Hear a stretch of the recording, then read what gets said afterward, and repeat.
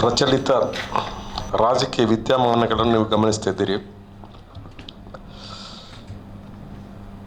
ರಾಹುಲ್ ಗಾಂಧಿಯವರ ಹೇಳಿಕೆ ಪ್ರಕಾರ 152 ಬಾರಿ ಪೇಪರ್ ಲೀಕ್ ಆಗಿದೆ. ಇದನ್ನು ಸಜೀವ ವಿರೋಧ ಪಕ್ಷ ಗಂಭೀರವಾಗಿ ಎದುರಿಸುವಂಥದ್ದು, ವಿರೋಧ ಮಾಡತಕ್ಕಂಥ ಹಕ್ಕು ಅಂತ ನಾನಂತೂ ಭಾವಿಸಿದ್ದೇನೆ. ವಿದ್ಯಾರ್ಥಿಗಳ ಚಳವಳಿ ಒಂದು ರೂಪ ಇದ್ದರೆ 7 ಕೋಟಿಗಿಂತಲೂ ಮಿಕ್ಕಿ ವಿದ್ಯಾರ್ಥಿಗಳು ಒಂದು ಬೀದಿಗಿಳಿಯುವ ಪ್ರಸಂಗ ನಡೆದಿದೆ.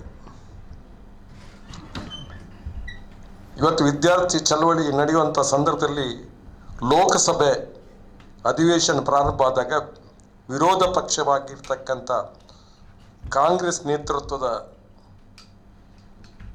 ಎಲ್ಲ ಪಕ್ಷಗಳು ಅದನ್ನು ವಿರೋಧಿಸಬೇಕಾದ ಅಗತ್ಯ ಇದೆ. ವಿದ್ಯಾರ್ಥಿಗಳ ಏನು ಲೋಕಸಭೆಯಲ್ಲಿ ಅವರು ಪ್ರತಿಭಟನೆ ಮಾಡತಕ್ಕಂಥ ಕಾರ್ಯಕ್ರಮ ಮಾಡೋದ್ರ ಜೊತೆಯಲ್ಲಿ ಬಹುಶಃ ಅದಕ್ಕೆ ವಿಪಕ್ಷ ನಾಯಕರಾದಂಥ ರಾಹುಲ್ ಗಾಂಧಿಯವರು ಡೆಲ್ಲಿಯಲ್ಲಿ ಸರ್ಕಾರದ ಗಮನವನ್ನು ಸೆಳೆಯುವಂಥ ರೀತಿಯಲ್ಲಿ ಪ್ರತಿಭಟನೆ ಮಾಡಿದ್ದಾರೆ. ಇದು ಅವರ ಕರ್ತವ್ಯ ಮತ್ತು ಹಕ್ಕು ಕೂಡ. ಒಬ್ಬ ವಿರೋಧ ಪಕ್ಷ ನಾಯಕರಾಗಿ ಅದು ಖಂಡಿತವಾಗಿ ಮಾಡಬೇಕಾದ ಜವಾಬ್ದಾರಿ ಅಂತ ನಾನು ಈ ಸಂದರ್ಭ ಹೇಳಲಿಕ್ಕೆ ಬಯಸ್ತೇನೆ. ಆದರೆ ವಿಪಕ್ಷದ ಮೇಲೆ ಏನು ಆಡಳಿತ ಪಕ್ಷ, ಬಹುಶಃ ನಾವು ಸಹ ಆಡಳಿತ ಪಕ್ಷ ಇದ್ದಂಥವರು ಕೂಡ, ಇವರು ನಡೆಸಿಕೊಂಡ ರೀತಿಗಳು ಬಹುಶಃ ರಾಹುಲ್ ಗಾಂಧಿಯವರನ್ನು, ಪ್ರಿಯಾಂಕ್ ಗಾಂಧಿಯವರನ್ನು ಬಂಧಿಸತಕ್ಕಂಥದ್ದು ಖಂಡನೀಯವಾದ ಕೆಲಸ. ಮತ್ತು ರಾಹುಲ್ ಗಾಂಧಿಯವರ ಮೇಲೆ ಹಲ್ಲೆ ಆಗಿರ್ತಕ್ಕಂಥದ್ದು ಕೂಡ ನಾವು ಖಂಡಿಸ್ತೇವೆ. ಇವತ್ತು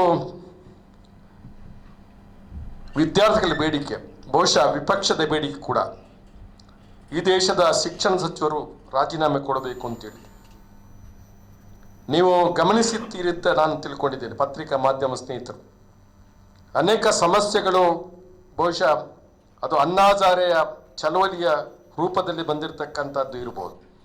ಬಹುಶಃ ಯಾರಿಗೆ ಆರೋಪಗಳು ಬಂತು ಅವರನ್ನು ರಾಜೀನಾಮೆ ಕೊಡಿಸ್ತಕ್ಕಂಥ ಕೆಲಸವನ್ನು ಅಂದಿನ ಸಜೀವ ಸರ್ಕಾರ ಮಾಡಿತ್ತು ಅಂತ ಹೇಳೋದನ್ನು ತಮ್ಮ ಗಮನಕ್ಕೆ ನಾನು ತರುವಂಥದ್ದು. ಅದಕ್ಕೆ ಜವಾಬ್ದಾರಿ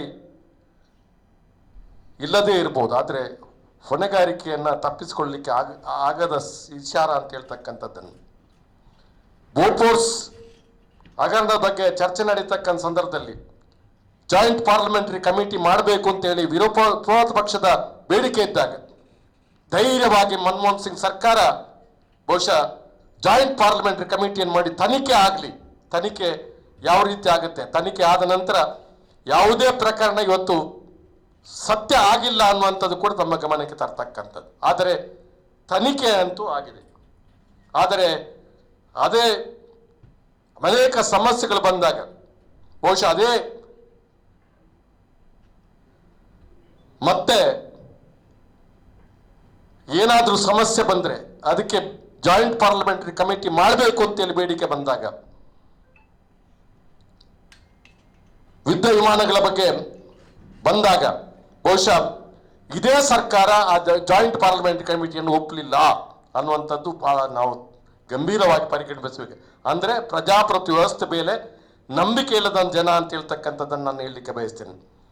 ಕಾಂಗ್ರೆಸ್ ಪಕ್ಷ ಯಾವತ್ತೂ ಕೂಡ ಪ್ರಜಾಪ್ರಭುತ್ವವಾದಿಯಾಗಿದ್ದುಕೊಂಡು ಯಾರಾದರೂ ತಪ್ಪುಗಳಿದ್ರಿ, ರಾಜನಾಥ್ ಸಿಂಗ್ ಅವರೊಂದು ಸ್ಟೇಟ್ಮೆಂಟ್ ಕೊಟ್ಟರು, ಒಂದು ರಾಜೀನಾಮೆ ಕೊಡಬೇಕು ಅಂತೇಳಿ, ಒಂದು ರೈತರ ಚಳುವಳಿಯ ಸಂದರ್ಭದಲ್ಲಿ ಒಬ್ಬ ಮಂತ್ರಿ ಹಲ್ಲೆ ಮಾಡಿದ್ದಾರೆ ಅಂತ ಹೇಳ್ತಕ್ಕಂಥ ಮಾತು ಬಂದಾಗ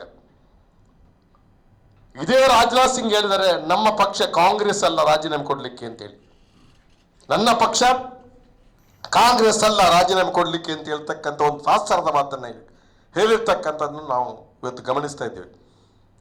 ದೇಶದಲ್ಲಿ ದೊಡ್ಡ ಒಂದು ಹಗರಣ ಆಗಿದೆ ಅಂತಕ್ಕಂಥದ್ದು ನಾವೆಲ್ಲ ಒಪ್ಪಬೇಕಾದ ವಿಚಾರ. ಅದು ವಿದ್ಯಾರ್ಥಿಗಳ ಭವಿಷ್ಯತ್ತನ್ನು ಮೊಟಕುಗೊಳಿಸ್ತಕ್ಕಂಥ ರೀತಿಯಲ್ಲಿ ಆಗಿರ್ತಕ್ಕಂಥ. ಕರ್ನಾಟಕದಲ್ಲಿ ಯಾವ CET ಯಾವ ಸುಂದರವಾಗಿ ನಡೆದುಕೊಂಡು ಬಂದಿತ್ತು. ಬಹುಶಃ ಆ ಕಾಲದಲ್ಲಿ ಕರ್ನಾಟಕ ಜನಕ್ಕೆ ವಿದ್ಯಾರ್ಥಿಗಳಿಗೆ ಅನುಕೂಲಕರವಾದಂಥ ಅನೇಕ ಅವಕಾಶಗಳು ಬಂದಾಗ ಬಹುಶಃ ನೀಟನ್ನು ಮಾಡೋದರ ಮೂಲಕ ಇದಕ್ಕೆ ಒಂದು ಕೋಚಿಂಗ್ ಕ್ಲಾಸ್ಗಳು ಬಹುಶಃ ದೊಡ್ಡ ಪಾತ್ರವನ್ನು ವಹಿಸಿ ನೀಟ್ ಅನ್ನುವಂಥದ್ದು ಬಹುಶಃ ಜನರಿಗೆ ನಂಬಿಕೆ ಇಲ್ಲದಂಥ ಪರಿಸ್ಥಿತಿ ನಿರ್ಮಾಣ ಮಾಡತಕ್ಕಂಥ ಸಂದರ್ಭದಲ್ಲಿ ವಿರೋಧ ಪಕ್ಷ ನಾಯಕರಾಗಿ ರಾಹುಲ್ ಗಾಂಧಿ ಅವರು ಏನು ಮಾಡಬೇಕು ಅನ್ನುವಂಥ ಪ್ರಶ್ನೆಯನ್ನು ನಾನು ತಮ್ಮಲ್ಲಿ ಕೇಳ್ತಾ ಇದ್ದೇನೆ. ರಾಹುಲ್ ಗಾಂಧಿ ಅವರು ಪ್ರತಿಭಟನೆ ಮಾಡಿದಾಗ ಅವರ ಮೇಲೆ ದಬ್ಬಾಳಿಕೆ ಮಾಡತಕ್ಕಂಥದ್ದು, ವಿದ್ಯಾರ್ಥಿಗಳ ಮೇಲೆ ಮಾಡಿದಕ್ಕೆ ದಬ್ಬಾಳಿಕೆ ಬಹಳ ಗಂಭೀರ ಸ್ವರೂಪದ್ದು ಅಂತ ಹೇಳ್ತಕ್ಕಂಥದ್ದು ನಾನು ಹೇಳಲಿಕ್ಕೆ ಬಯಸ್ತೇನೆ. ಬಹುಶಃ ವಿದ್ಯಾರ್ಥಿಗಳ ಒಂದು ಮೇಲೆ ಪೊಲೀಸ್ ದೌರ್ಜನ್ಯ ಬಹಳ ದೊಡ್ಡ ರೀತಿಯಲ್ಲಿ ಆಗಿದೆ. ಅದೇ ರೀತಿಯಲ್ಲಿ ರಾಹುಲ್ ಗಾಂಧಿ ಅವರ ಒಂದು ಬಂಧನ ಮತ್ತು ಅವರ ಮೇಲೆ ಹಲ್ಲೆ ಮಾಡಿರ್ತಕ್ಕಂಥದ್ದು ಕೂಡ ನಾನು ಖಂಡಿಸ್ತಾ ಇದ್ದೇನೆ ಅಂತಕ್ಕಂಥದ್ದು. ಬಹುಶಃ ವಿಪಕ್ಷಗಳು ಪ್ರತಿಭಟನೆಗಳಿಗೆ ಸಹಾನುಭೂತಿಯನ್ನು ವ್ಯಕ್ತಪಡಿಸಿದಾಗ ಬಹುಶಃ ಯಾರು ಧರಣಿ ಕೂತಿದ್ದಾರೆ, ಯಾರು ಉಪವಾಸ ಕೂತಿದ್ದಾರೆ, ಅವರ ಅಪಹಾಸ್ಯ ಮಾಡ್ತಕ್ಕಂಥದ್ದು ಎಲ್ಲಿವರೆಗೆ ಅಂತ ಹೇಳಿದ್ರೆ ಅವರು ದೇಶದ್ರೋಹಿಗಳು ಅನ್ನುವಂತಕ್ಕಂಥ ರೀತಿಯಲ್ಲಿ ಬಿಂಬಿಸ್ತಕ್ಕಂಥದ್ದು ಕೂಡ ಬಹುಶಃ ಇದು ಒಂದು ಆಡಳಿತ ಪಕ್ಷಕ್ಕೆ ಶೋಭೆ ತರ್ತಕ್ಕಂಥ ವಿಚಾರ. ಅಲ್ಲಿ ಅವರ ಸಾಮಾನ್ಯ ಕಾರ್ಯಕರ್ತರು ಮುಖಂಡರು ಏನು ಆರೋಪಗಳನ್ನು ಮಾಡ್ತಾರೆ, ಆದರೆ ಅವರು ಅರ್ಥ ಮಾಡಬೇಕು, ವಿದ್ಯಾರ್ಥಿಗಳಲ್ಲಿ ಅದೆಷ್ಟೋ ಮಕ್ಕಳು ನೀಟ್ ಪರೀಕ್ಷೆಯಲ್ಲೇ ಸೋರಿಕೆ ಆಗಿ ಆತ್ಮಹತ್ಯೆ ಮಾಡಿರ್ತಕ್ಕಂಥದ್ದು ಅವರ ಕುಟುಂಬದ ಮಕ್ಕಳಾದ್ರೆ ಅವ್ರು ಏನು ಮಾಡ್ತಿದ್ರು ಅನ್ನುವಂಥ ಪ್ರಶ್ನೆಯನ್ನ ನಾವು ಕೇಳಬೇಕಾಗಿದೆ. ಒಂದೇ ಒಂದು ವಿಚಾರವನ್ನು ನಾನು ಈ ಸದನ ಹೇಳಲಿಕ್ಕೆ ಬಯಸ್ತೇನೆ. ವಿದ್ಯಾರ್ಥಿಗಳ ಮೇಲೆ ಮಾಡಿರ್ತಕ್ಕ ಹಲ್ಲೆ ಇರಬಹುದು, ಅದಕ್ಕೆ ಇವತ್ತು ರಾಹುಲ್ ಗಾಂಧಿ ಅವರು ವಿಪಕ್ಷ ನಾಯಕರಾಗಿ ಇವತ್ತು ಏನು ನಡವಳಿಕೆಯನ್ನು ಮಾಡಿದ್ದಾರೆ ಅದರ ಬಗ್ಗೆ ಅವರನ್ನ ಬಂಧನ ಮಾಡಿರ್ತಕ್ಕಂಥದ್ದು, ಅವರ ಮೇಲೆ ಹಲ್ಲೆ ಮಾಡಿರ್ತಕ್ಕಂಥದ್ದು ಖಂಡನೆ ಮಾಡಬೇಕಾದದ್ದು ಅಗತ್ಯ ಇದೆ ಅಂತಕ್ಕಂಥ ಮಾತನ್ನು ಹೇಳ್ತಾ ಬಹುಶಃ ಪತ್ರಿಕಾ ಮಾಧ್ಯಮ ಸ್ನೇಹಿತರು ಇವನ್ನ ಅರ್ಥ ಮಾಡಿಕೊಳ್ತೀರಿ ಅಂತ ನಾನು ಈ ಸಂದರ್ಭ ಹೇಳಲಿಕ್ಕೆ ಬಯಸ್ತೇನೆ. ನಮಸ್ಕಾರ.